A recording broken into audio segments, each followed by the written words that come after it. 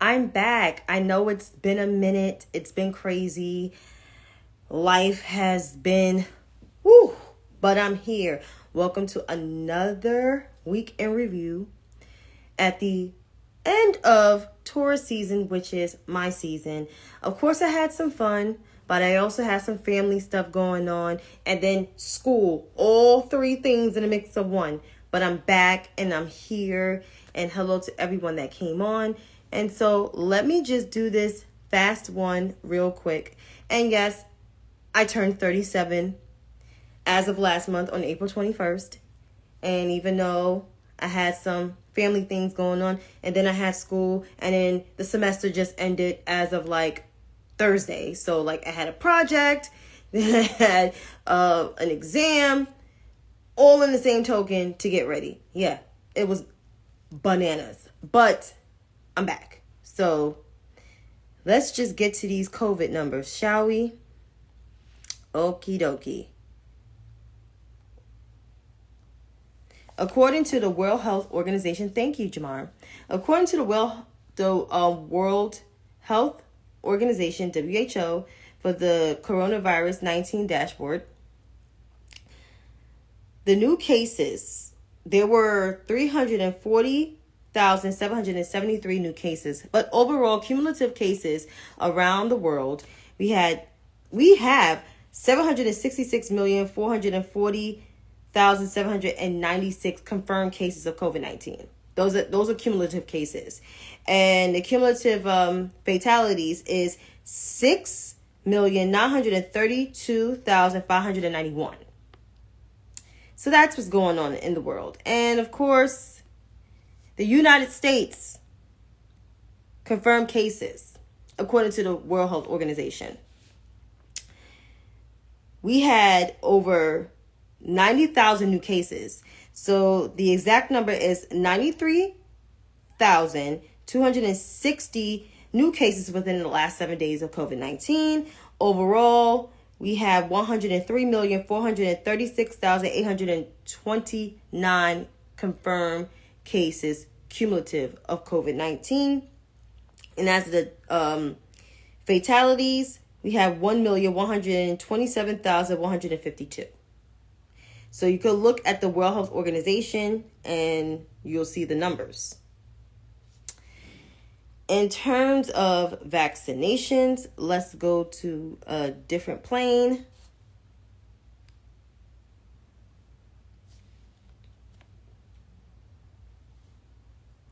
So at least 270,227,181 people have received their first dose of vaccinations within the United States.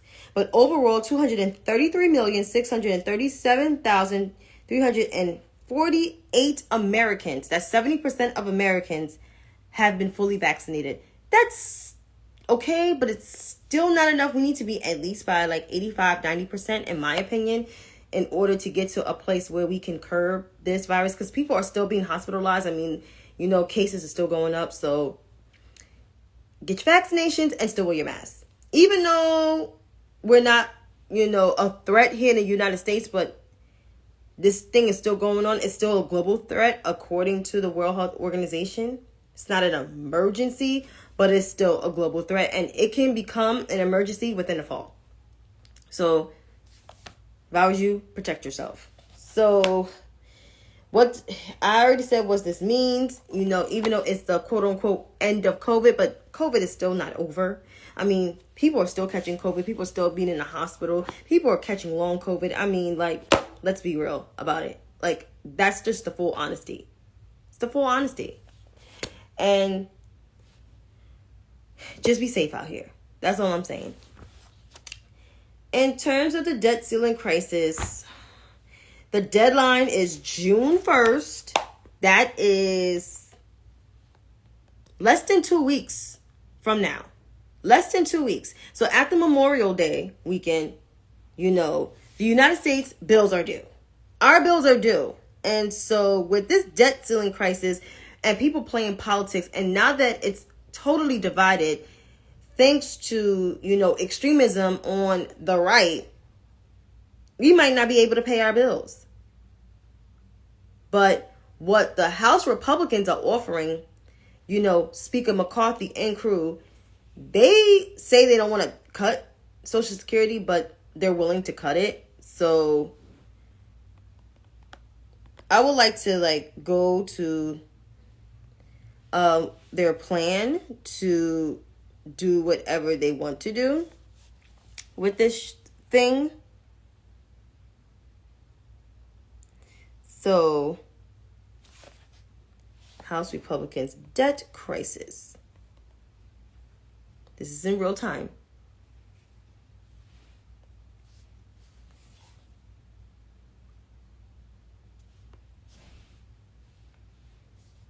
Okay, maybe not that one.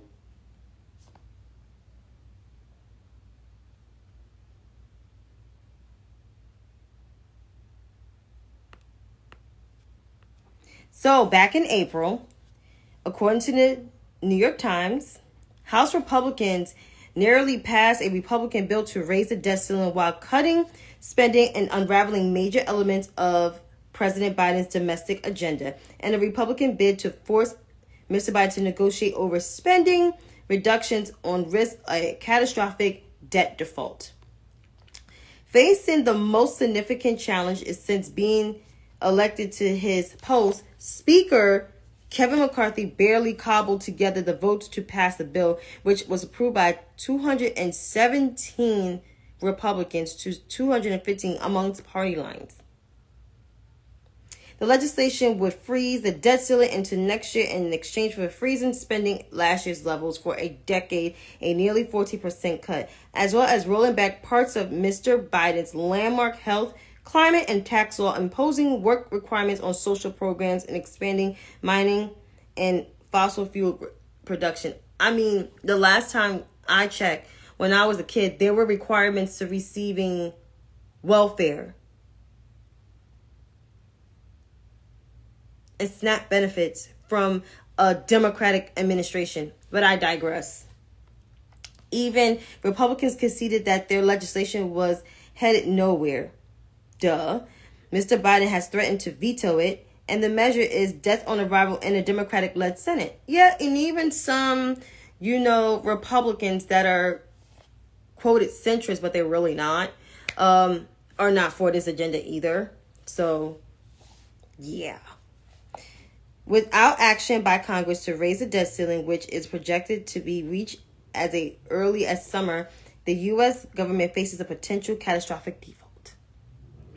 But House Republicans regarded the vote as a crucial step to strengthening their negotiation position against Mr. Biden amid questions on whether Mr. McCarthy would be able to unite his fractions of his conference to pass any fiscal outline at all.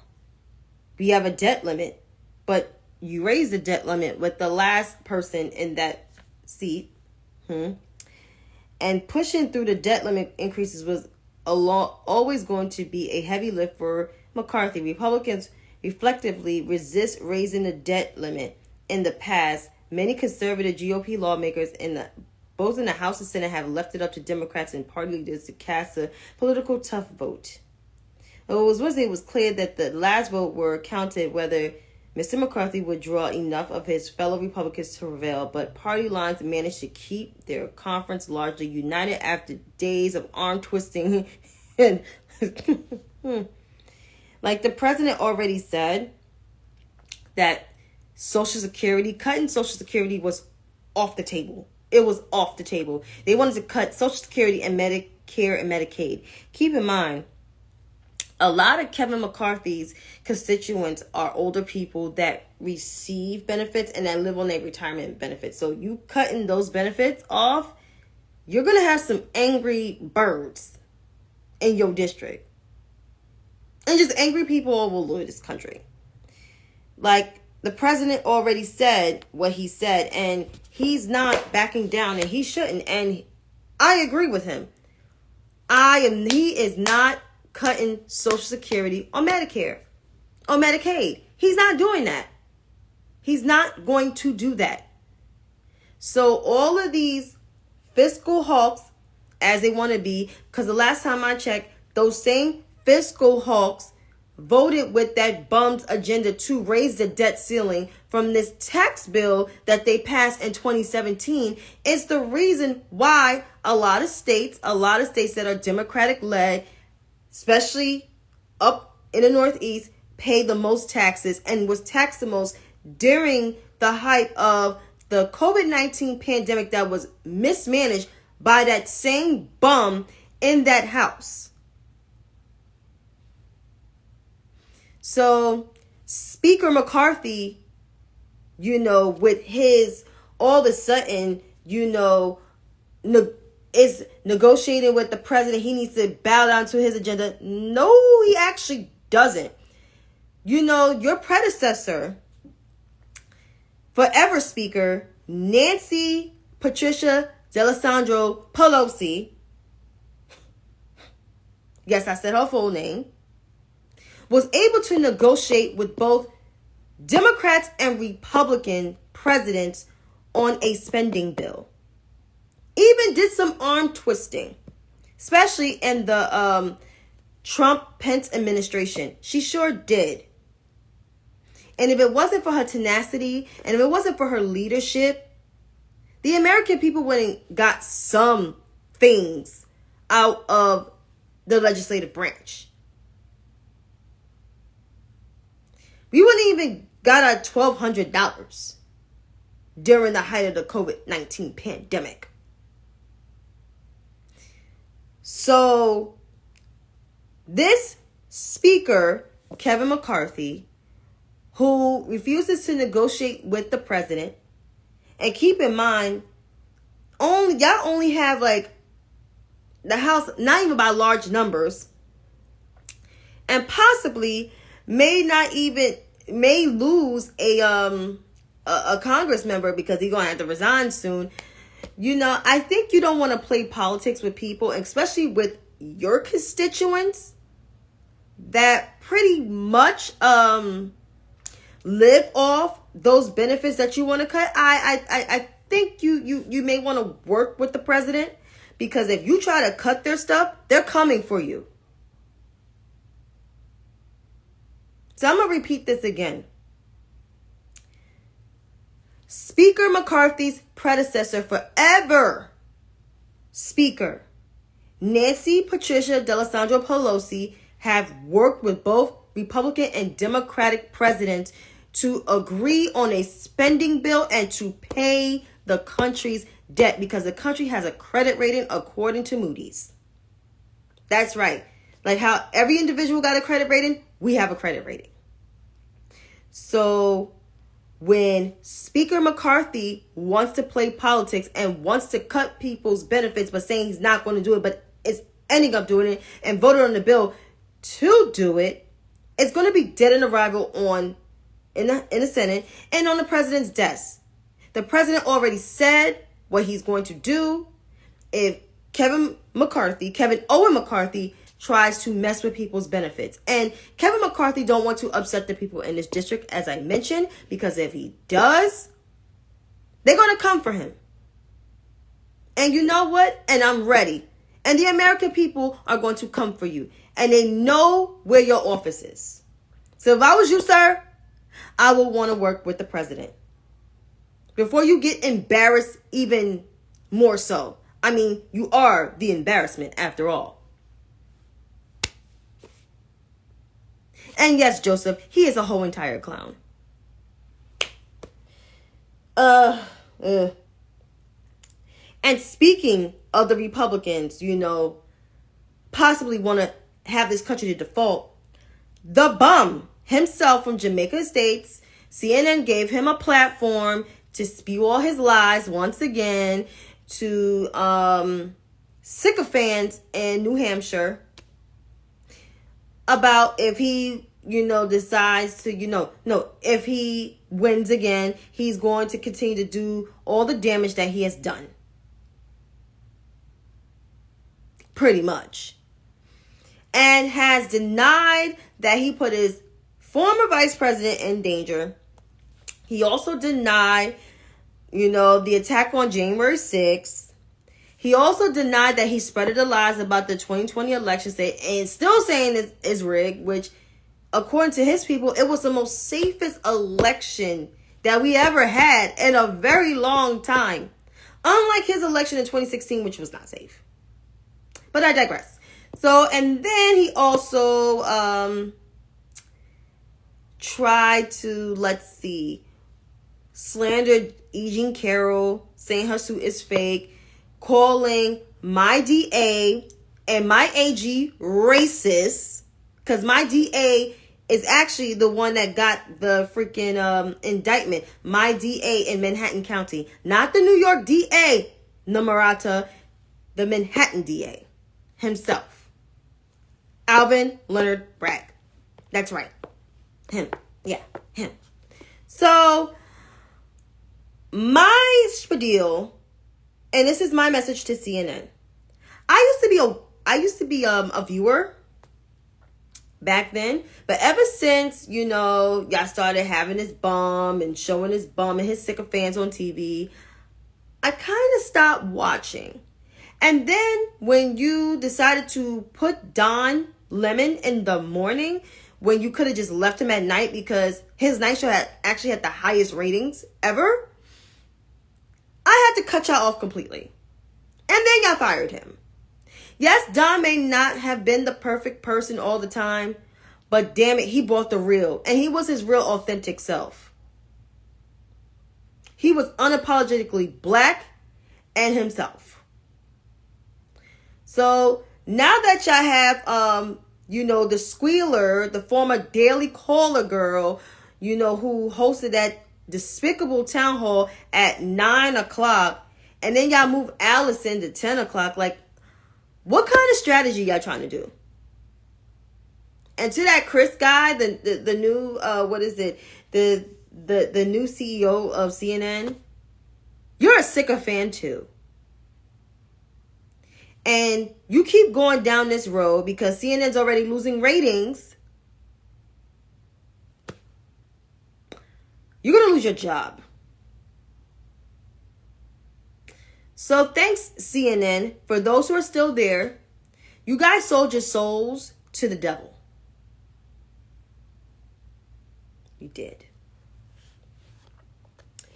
And more on 2024. So, the South Carolinian embarrassments, Namarata, Nikki Haley, and Timothy Eugene Scott have filed their paperwork to run for president. I mean, Namarata already did, and now Timothy has filed his paperwork. I mean, let's keep it real. And I can speak about the South Carolinians because my mom is a South Carolinian, even though she doesn't vote there, but my aunt and my uncles are still there, so I can talk shit all day, every day.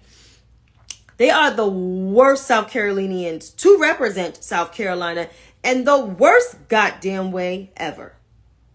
Coming from a child who was raised by a South Carolinian, they are embarrassing. And for Timothy Eugene Scott, yes, you are a Republican and you're a black man, but think of yourself as a black man for a second, even if you can try. You're part of the reason why the George Floyd Justice and Policing Act is still held up in the Senate. All you had to do was negotiate. All you had to do was no knock warrants, no ban chokeholds, all this. You could have just agreed as a black man. But then you want to use identity politics and say this country is not racist. Why the left is saying this country is racist. This country has a history of racism. This country was kind of founded on racism because they stole it from the Native Americans with the indigenous community. So yeah, Timothy Scott, and also us as black people, we were involuntarily brought here to this country. And ever since our existence, white people, not all, but the majority, felt like they could put their knee on our neck. So, Timothy, you're part of the reason why things are still effed up to this day. You're part of the reason. You're part of the sycophant. You're part of the Tea Party. You're part of all the extreme bad stuff of your party. And just to sum this up, overall, Narata, Nikki Haley, Timothy Eugene Scott, you guys are the worst embarrassments that South Carolina ever produced.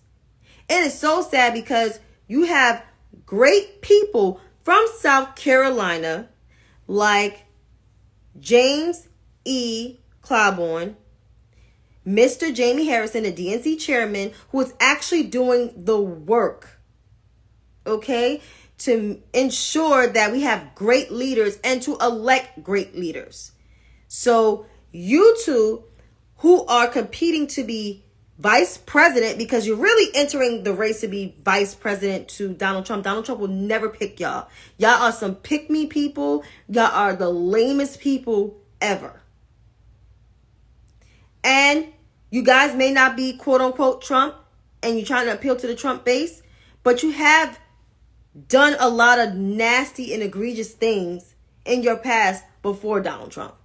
So therefore, you guys will never, ever be picked for anything. That's a fact. I never liked those two anyway. And more on the 2024 elections. We got senatorial races. We got some House races. We got some competitive races for the Senate. We got California, Arizona, Ohio, and Montana, and West Virginia. Listen, West Virginia, it might go to a Republican, but it'll serve Joe Manchin right. Montana, let's hope John Tester pulls through, which he probably will pull through, along with Sherrod Brown. Sherrod Brown is loved. Tim Ryan should have followed Sherrod Brown's lead. That's all I'm saying. And as for Arizona, I don't know how that's going to be. I don't deal with Arizona politics. And the same with California.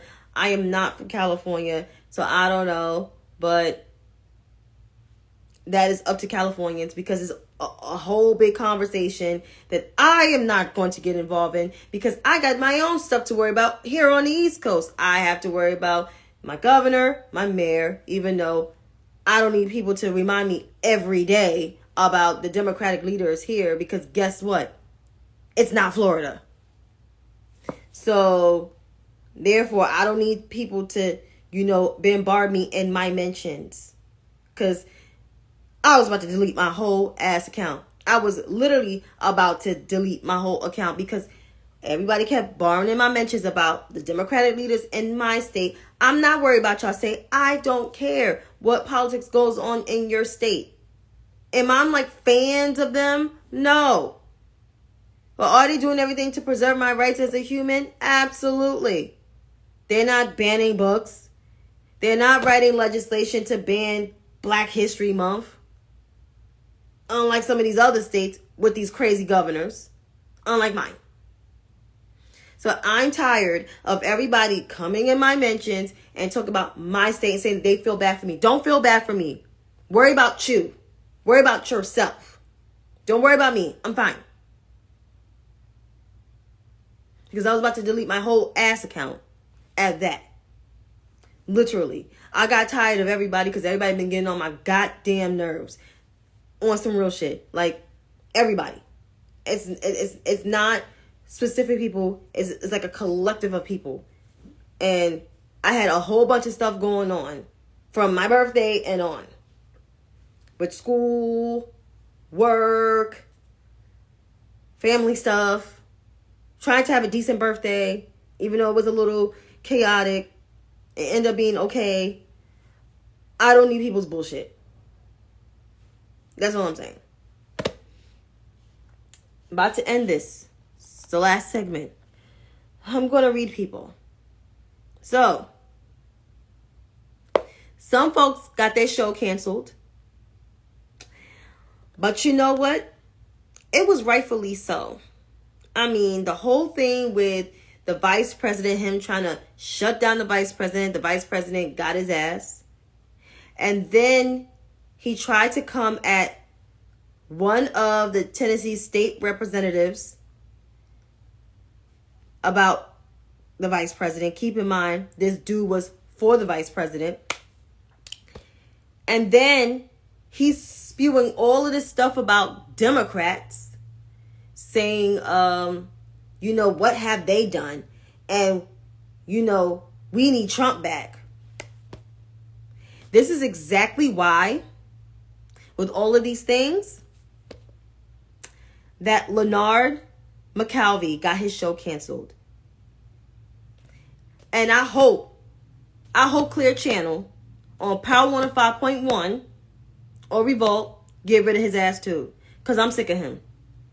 He has ruined my experience of why I don't listen to New York radio anymore. Not interested. I miss the Ed Lover and Dr. Dre days.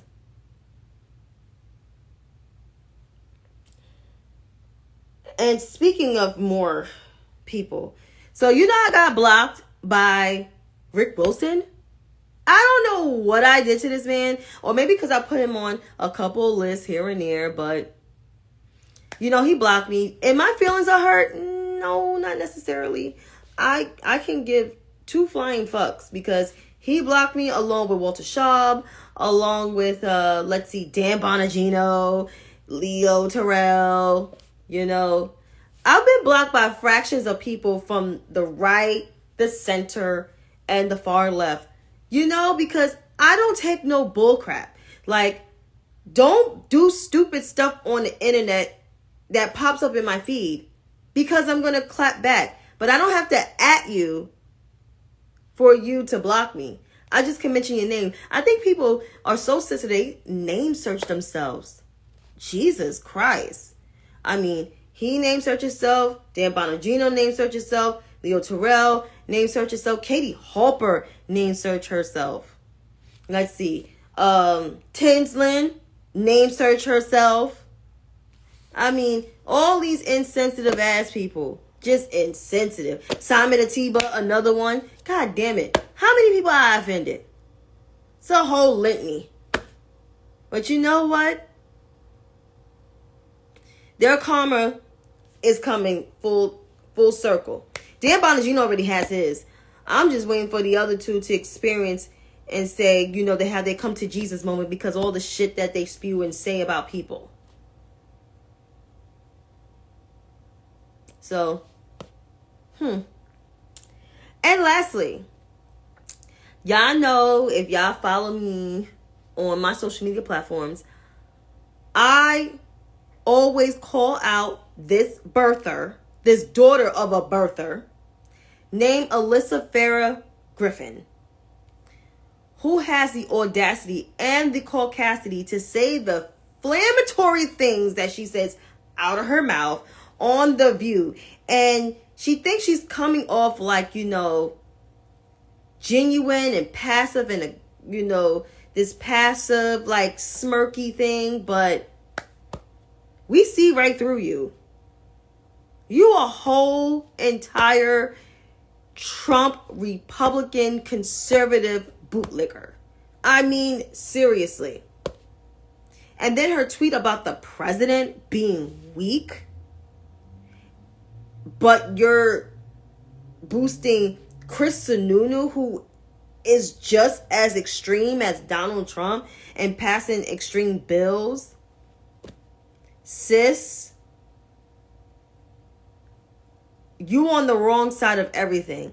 I don't even know why you're sitting at the table at The View, because you literally are proud of what you did while you worked in the Trump administration, despite all the egregious crap that he did. Like, you're so proud. You're so proud to be a stormtrooper for Darth Vader. Or want to be Darth Vader, because, we all know Trump is punk. Let's be real. So, I will always have smoke for Alyssa. And for those who have a problem with me saying, I should not come after Alyssa, she's better than Meghan McCain. No, she's not. She never was. She worked for the Trump administration. Megan didn't, even though I don't care for Megan. They're kind of both the same because they both talk the same and they both spew the same bullcrap about Democrats. Keep in mind, their party is in a disarray and their party is just a fucking mess. It's a mess. It's a shit show. It's embarrassing. Look at Kevin McCarthy. And I know I said Alyssa's the last person, but Isaiah L. Carter, this is for you. You always have my name in your mouth all day, every day. I don't know why, but you do. You obsessed. I don't even have to talk about you, but you have my name in your mouth with your Como Stan friends. I guess you found new friends somewhere. Since you, sir, have revealed yourself to be just a mess, I'm not even going to... It's a lot to say about this person because this person had my name in his mouth. So, this man has said that the Democratic Party has left him. Literally has left him. No, they did not leave you. The problem was you have hidden yourself and censored yourself to be this freaking quote unquote middle of the road Democrat, allegedly. Well, we all know you was a whole entire op. The minute you started talking about trans people and talking about black women, and since the Biden and Harris administration, you have revealed yourself to be who you are. So therefore, it was right for the DNC chairman to block you. It was right for everybody to block you. And the fact that you came for me and say, I provoked you. No, you came for me. You came for me and you call me a sycophant and you call me someone, I worship somebody that's corrupt. If anything, you are a horrible person. You are an evil demon. And you're very lucky I'm not even exposing all of your stuff, because if I did, it will look bad. But I want you, sir. I want you, sir, to keep my name out your goddamn mouth. And leave me the whole ass fuck alone. Period. Been waiting to get that off my chest for a long time. Long time. I wanted to address that motherfucker like last week, but I'm glad I did. Tonight. So therefore, have a great night, everyone. Be blessed and highly favored. Deuces.